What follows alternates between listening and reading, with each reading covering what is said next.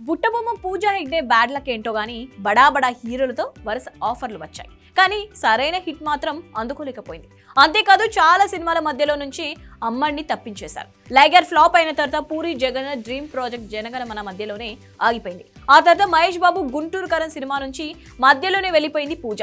అంతేకాదు power star Pawan Kalyan కూడా అమ్మడికి hand ఇచ్చాడు. గబ్బర్ సింగ్ తర్వాత హరీష్ శంకర్ దర్శకత్వంలో ఉస్తాద్ భగత్ సింగ్ లో పూజ ప్లేస్ ను శ్రీలీలతో భర్తీ చేశారు. వాస్తవానికి ఈ సినిమాలో ముందు నుంచి పూజా హెగ్డేనే హీరోయిన్ గా అనుకున్నారు. కానీ త్రివిక్రమ్ లాగే శ్రీలీలను మెయిన్ హీరోయిన్ గా తీసుకొని షాక్ ఇచ్చాడు హరీష్ శంకర్. అలాగే రీసెంట్ గా రవితేజ సినిమా ఆఫర్ కూడా పోయినట్టు చెప్తున్నారు. దీంతో ఇక తెలుగులో పూజ పని అయిపోయినట్టేనని ఇండస్ట్రీ వర్గాలు చర్చించుకుంటున్నాయి. ప్రస్తుతం హిందీలో 1-2 చిత్రాల్లో మాత్రమే నటిస్తోంది పూజ. అయినా కూడా ఏకంగా 45 కోట్లు విలువ చేసే ఇల్లు కొనుగోలు చేసిందట బుట్టబొమ్మ. ముంబైలోని బాంద్రా ఏరియాలో ఒక లగ్జరీ ఇంట్లోకి షిఫ్ట్ అవ్వడానికి రెడీ అవుతుందట అమ్మడు.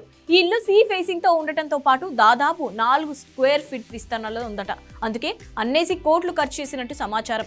ఏదేమైనా ఆఫర్లు తగ్గినా కూడా పూజ మాత్రం అస్సలు తగ్గేదలే అంటోంది.